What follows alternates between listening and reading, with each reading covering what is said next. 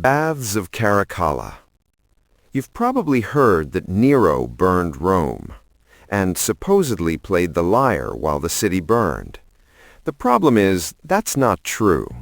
Historians believe he was actually far from the city at the time. But the legend proved more convenient than the truth. It was rewritten, it was remembered, and now it has outlived Rome itself. But today, we're not talking about Nero.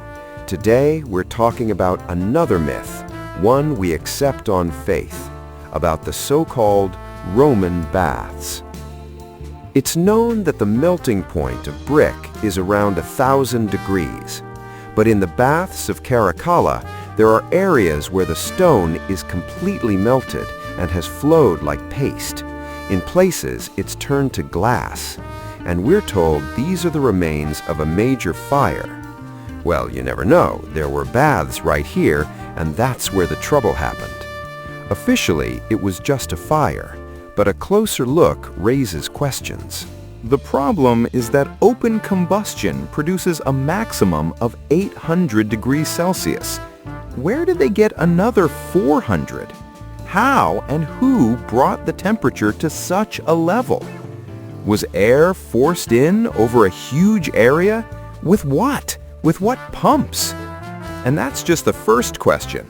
If you look at this object as a tourist, everything is beautiful. If you look at it as an engineer, it becomes completely unclear what, where, and how. Before us are not the ruins of a bathhouse. Before us is a mystery. And here are its elements. There are many. Let's just look at them with the sober eye of a skeptic, not an enthusiastic tourist. So the first absurdity is the height of the halls, up to 40 meters, 39 to be precise. That's the height of a 12-story building. Excuse me, but did all this air have to be heated for the comfortable washing of proud Romans? Why heat such volumes of air? We've all been in steam rooms, saunas, and baths. The ceilings there are not very high. You can't stand upright on the top shelf, and everyone understands this. Otherwise, the heat would simply escape into thin air, into the void. And here, the halls are 40 meters high. Then there are the walls, thickness up to 8 meters. Are you serious? Why such an absolutely unthinkable safety margin, if 2 meters would be more than enough? No, this is not a bathhouse. Admit the obvious. This is how they build either bunkers or facilities with dangerous conditions inside to protect against possible pressure surges. So this was a factory or production facility with some complex and dangerous technology. And historians tell us that 1,600 people bathed here. My God, how much more can this be? We also had a concrete pit filled next to our farm. They stored cow silage there. But our historians, having excavated such a structure, will convince everyone they've found ancient swimming pools. And what else do they know about these baths? Construction lasted 5 years. The walls required about 9 million bricks. Not every modern factory could produce that many bricks in 5 years. But let's say they managed to produce bricks. They had enough clay. We won't talk about the energy required for firing. We'll just note that all this costs money. Okay, so they spent 5 years laying those millions of bricks, building the walls. That's about 5,000 bricks a day. Every day, non-stop, no weekends or holidays. It's good when everything can be blamed on uncomplaining slaves. The slaves did it, and try to argue with that. After all, there are bathhouses, so to speak. Anyone who's worked on a construction site understands. It's impossible without industrial logistics, delivery, team organization. Experienced masons could lay up to 400 bricks per shift, with proper mortar delivery, that is.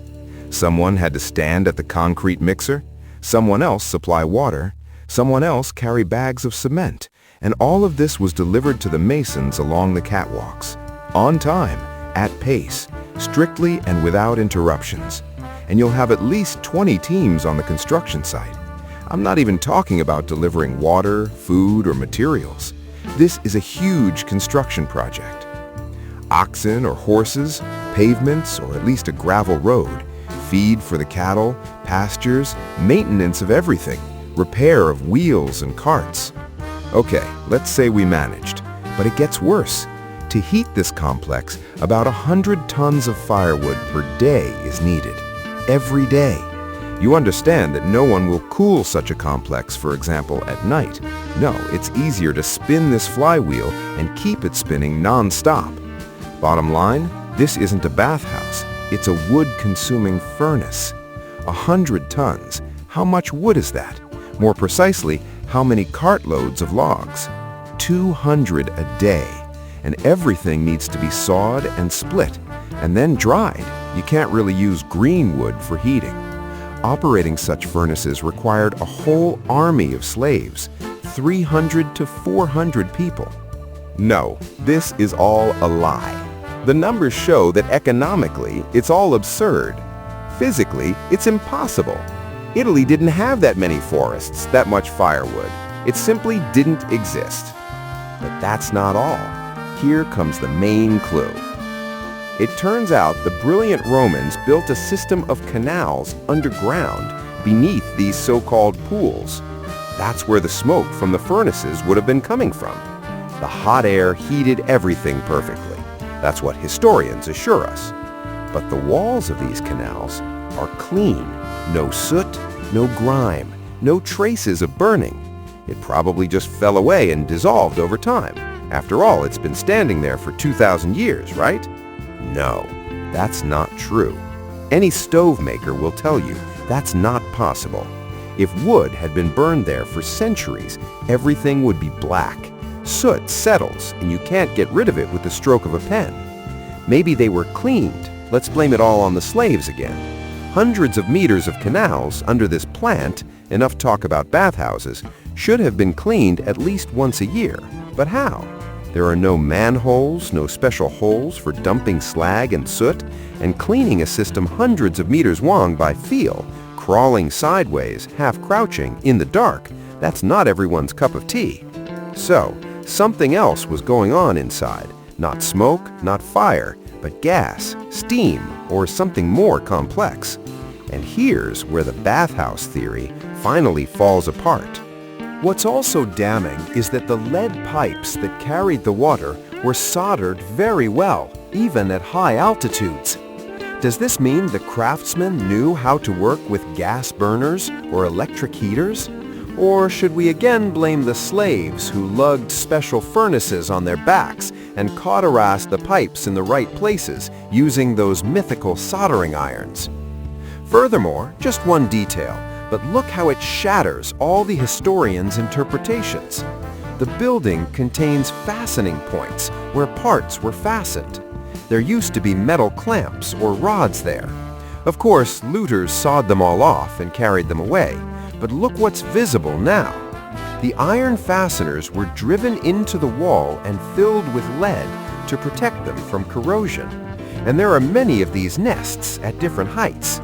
The question is, how did the ancient Romans or their slaves smelt lead standing at 5 stories high? Or did they carry the molten material in a handful to the casting site? In the palm of their hand? No. These are different technologies, alien ones, not Roman. The Romans built a gigantic wood-fired bathhouse in 5 years without industrial infrastructure. It was originally a complex technological facility. See for yourself. We have clean canals with no smoke. We have thick walls clearly protecting against energy or pressure. We have complex water supply hydraulics, lead pipes with numerous branches, which weren't needed for bathing. We have huge cisterns with partitions, some of which are enameled, clearly to separate the particles, which is completely unnecessary for water supply. We have concrete with unknown properties, and it hasn't deteriorated in 2,000 years. It's most likely geopolymer concrete, the technology for which has been lost. And most importantly, there are traces of temperatures from that very fire, over 1,200 degrees. This already strongly resembles an accident. What happened here? The destruction looks like an explosion from within. The vaults have collapsed. The stone is molten. This isn't barbarian. This is a clear signature, the traces of a man-made disaster. Imagine a complex system, energy, pressure, and people who don't understand how the production they've discovered works. One wrong move and the system spirals out of control. History knows such examples. Take Chernobyl. There, in place of specialists with specialized education, there were people who had been hastily trained. They performed their duties faithfully, but understood far less than was required. That's the result. All such projects, hit and miss, guesswork, end the same way. Yes, let's ask ourselves the main question. What if the Romans didn't build this? What if they found a finished structure? From here, everything falls into place. 5 years isn't construction, but renovation and decoration, design, putting one's stamp on it. Was Nero here, or was it the Romans building it? They didn't understand what it was. Most likely, they couldn't understand it. They simply used what they found. At least somehow, why let it go to waste? So it turns out, an abandoned factory was converted into a bathhouse, turned into a bathhouse, with a huge swimming pool, to the envy of guests.